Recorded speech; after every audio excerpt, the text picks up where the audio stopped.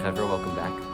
It means a lot that you're continuing to join us as we journey through the parables of Shlomo HaMelech from here in the center of the universe, Yerushalayim Kodesh.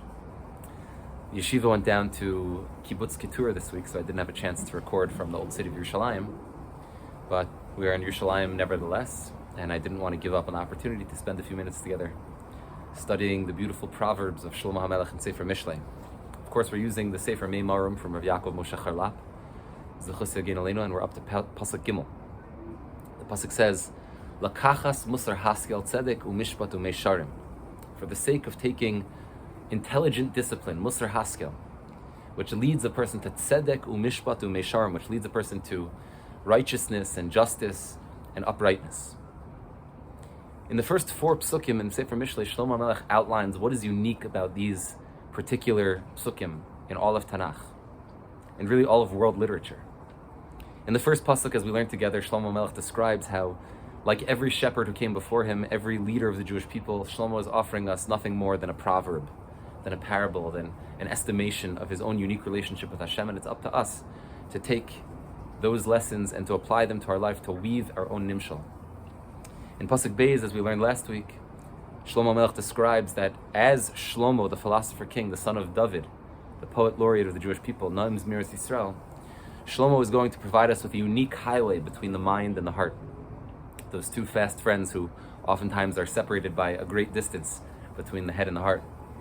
And so the Proverbs of Shlomo HaMelech, the Mashalim of Shlomo HaMelech, which ultimately arouse the emotional capacity of a human being, are in order to explain to us some mystery of the intellect, which is otherwise not easily grasped. And in Pasuk Gimel, we're being told a third out of the four different introductory psukim of Sefer Mishlei in order to describe what's unique about the Mashalim of Shlomo HaMelech, Lakachas musar haskel, that these Mashalim are going to enable us to grab a hold of musar haskel, intelligent discipline, musar, ethics that come from a place of seichel, that come from a place of intelligence. Hamusar hu musar klayos. In general, when we refer to musar, and certainly in this sefer, when we refer to musar, Rav Yaakov Moshe says, we refer to the ethics that are born out of the kidneys. That is to say, a person's internal barometer of right and wrong, a certain inner conscience. Let your conscience be your guide. A certain inner capacity to know the difference between right and wrong. Hamusar hu musar klayos. The ethics which well up from the internal barometer of the individual, the klayos, the kidneys, which give counsel to each individual. And that which they pain a person from the inside and cause a beating, a faster beating of the pulse of the heart, when you feel like there's something that you shouldn't be doing or something that you need to be doing that you're not doing, is a very great and fine thing. Amnam kisha musar hu rak musar klayos.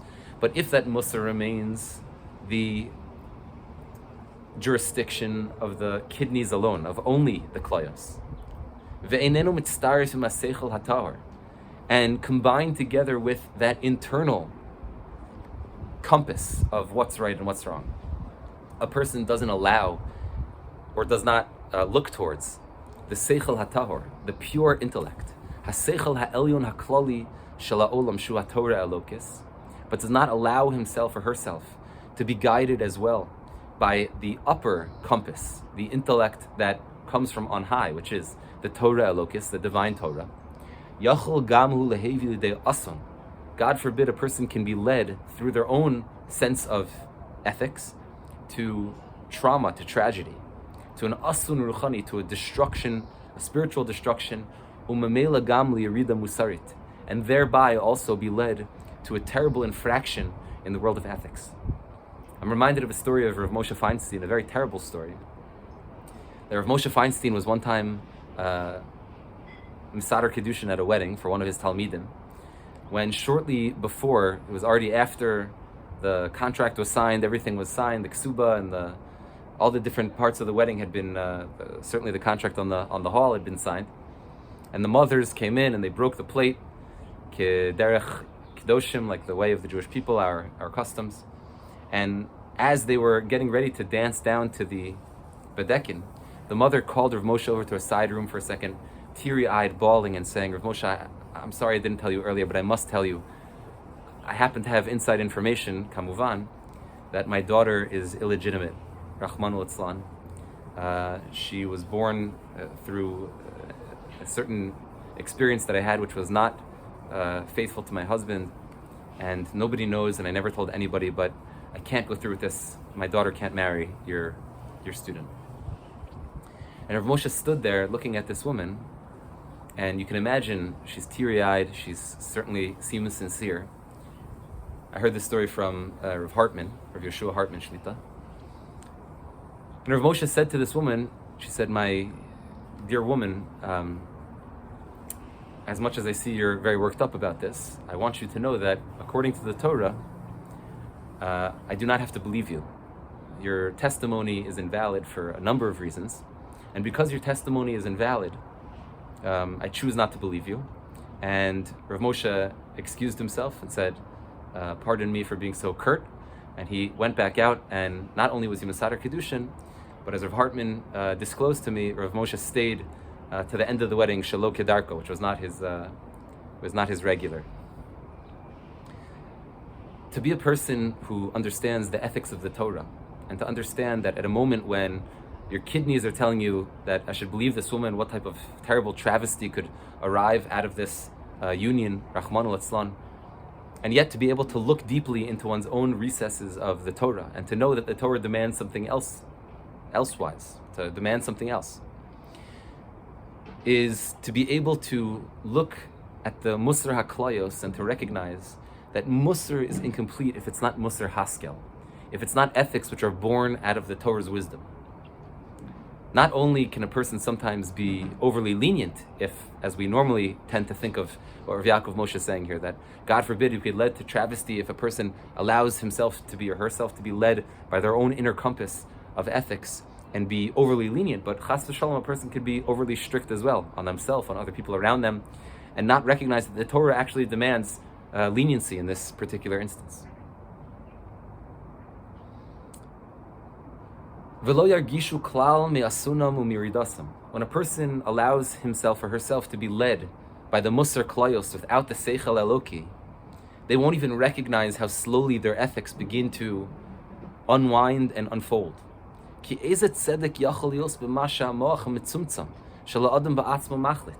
How can a person allow his own mind to decide what's right and what's wrong?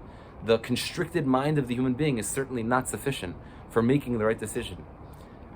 In the Sefer Chorev, Rav Shimshon Raphael Hirsch writes in a very small, terse footnote that one of the reasons why the Jewish people cover their head, why Jewish men cover their head and Jewish women as well cover their head after marriage especially, there's an old custom perhaps for even people who are not married to cover their head that's discussed but is not halacha l'maisa,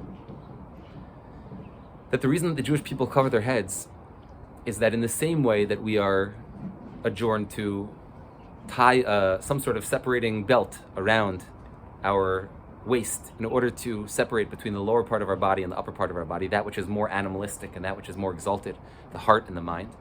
We also cover our heads as if to say that the mind of the human being is so mitzumtzam, is so small, is so constricted, that we need to as if make some sort of gartel, some sort of belt, some sort of separation between the human mind and the Das Elyon, the mind of God.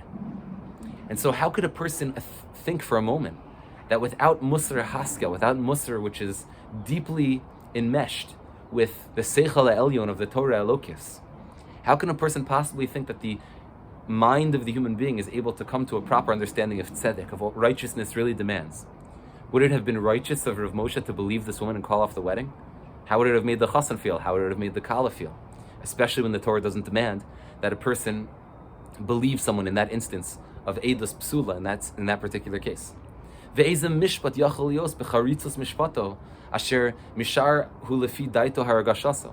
How can we allow the human intellect, which so quickly makes decisions, b'charitzas hamoach, with the quick acting decision of the moach, as opposed to the eitzah, the Torah is called the mashal hakadmoni, Sefer Mishlei, like we referenced before. Mashal hakadmoni because it's the ancient mashal. Have a mesunim badim, Chazal say, that a person should be weighty and take some time before they make a decision. Well, there's no way to take more time than to look at what the Torah has to say, because the Torah is before the creation of the world. The Torah is the Eitzah, which is the Mashal HaKadmoni. It's the ancient wisdom, which has been thought over for a long time. Because I thought about it for 5 minutes, I decided that this is the way that I'd like to go. Because I thought about it for 5 years, this is the way that I decided that I'm going to go. The Torah is providing for us ancient wisdom. And this mishpat, according to a person's emotional, tempest wind, that a person is blowing this way or blowing that way, a person decides that they're going to act in accordance with their own emotions, as opposed to looking into the deep musar haskel of the Torah. Can a person possibly think that they're going to travel the straight path that sometimes feels the Torah demands that I go to the right or to the left, that I be more lenient or more machmir? Can a person possibly say about themselves with confidence that they're traveling the straight path, the path of Meisharim? Raktoa b'drachim akulkalos, a person rather is going to be traveling crooked paths, even if they think they're going in a consistent straight path. La'akelas atzma v'sacherim, which causes oneself to make both themselves and other people crooked. Avalo kein hu amusar, but that is not the case when it comes to true ethics. Haseichel hamezukok va'tahor mimarim hakodesh. That seichel, that intellect which comes from the highest and purest, most sacred place, haseichel aloki, the divine intellect. Ki az batuchim she'agiu latzedek emes lemishpat u'lemeisharim. The Mishalim of Shlomo HaMelech, Shlomo wants us to understand, are not the wise proverbs of Benjamin Franklin, Lahavdil Alfei Havdalos, Chas v'Shalom, but that the ethics and the musar, the parables and the advice that Shlomo HaMelech is going to be offering us going forward are drawn from the deep wellsprings of Torah wisdom, the deep and ancient wellsprings of Torah wisdom, which lead us to tzedek u'mishpat u'meisharim.